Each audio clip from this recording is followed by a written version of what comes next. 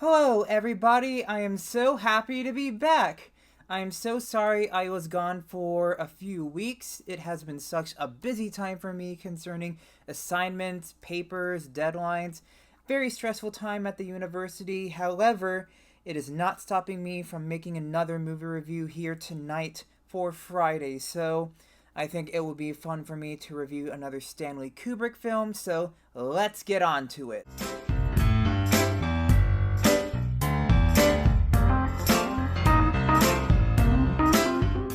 Paths of Glory is a 1957 anti-war film written and directed by Stanley Kubrick, and the movie stars Kirk Douglas as Colonel Dex. This movie takes place in the era of World War I in the year 1916. In that year, France and Germany were at the height of their war, and they were battling it out in the trenches in the Western Front.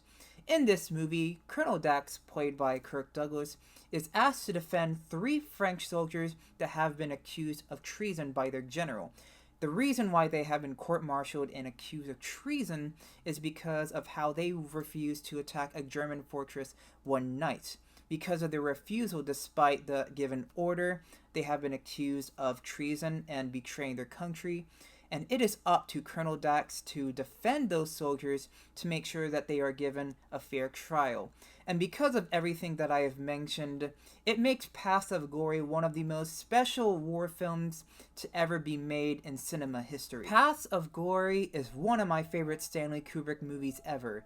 It is one of those movies that just tells you that Stanley Kubrick was a director that was so ahead of his time, and that is due to the impressive cinematography, the powerful performances by Kirk Douglas and all of the actors, the practical effects of the battle scenes in the trench warfare, making you feel as if this movie was actually released last year or around this time in the 21st century.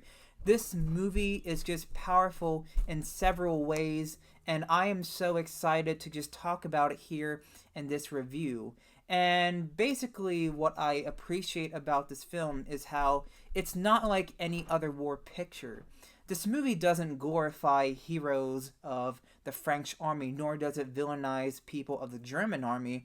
It is a movie that is just pure anti-war.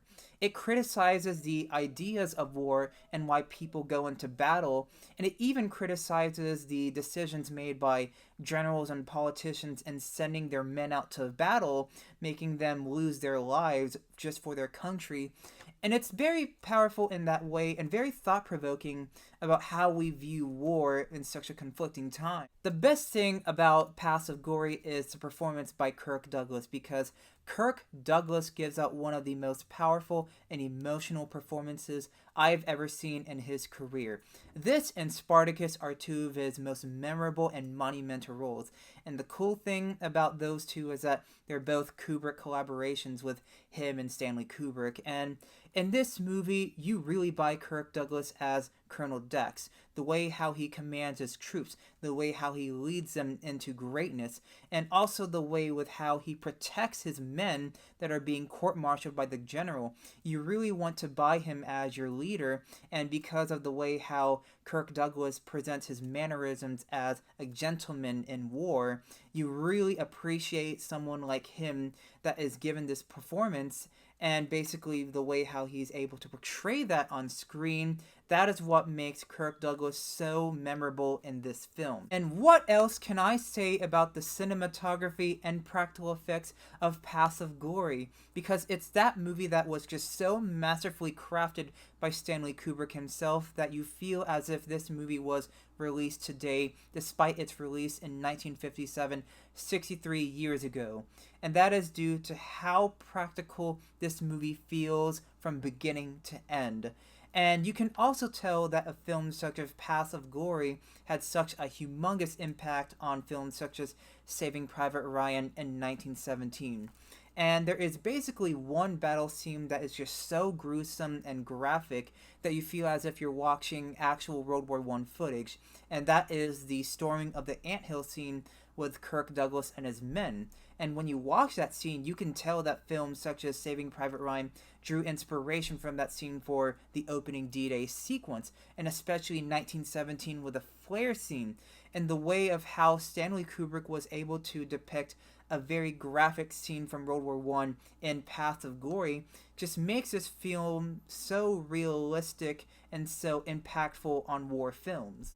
Not only is Paths of Glory accurate in its portrayal of World War One battle scenes, it is also a movie that has such an important depiction of the court-martial process for soldiers that are on trial for their lives concerning crimes they did not commit, or for treason reasons of not attacking when they were given an order by their general.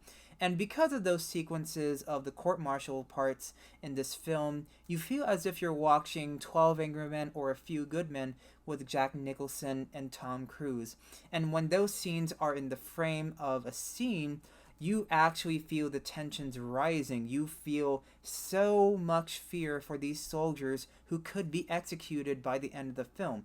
Of course, that happens in the end of the film, but in fact, that is basically what Kubrick was going for in his criticism of the military through Paths of Glory. And that is the reason why Paths of Glory has such an anti-war reputation for cinema concerning war and conflict. Because of everything that I have mentioned, that is literally what makes Paths of Glory one of the most powerful anti-war films I have ever seen.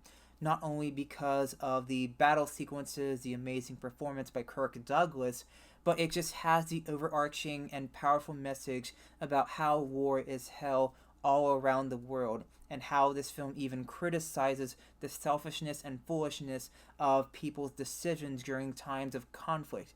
Because of everything that I have stated, Paths of Glory, of course, deserves a 10 out of 10.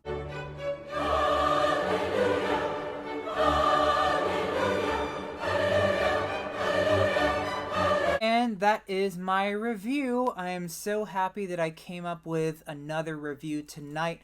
I really miss making movie reviews for y'all because of how busy I have been. It even took me a while to film this because I had to take several takes, and that's just how much of a perfectionist I am with my videos. But please, thank you so much for watching. I hope you have a great weekend, and I hope to make more movie reviews again in the future. Thank you very much, guys.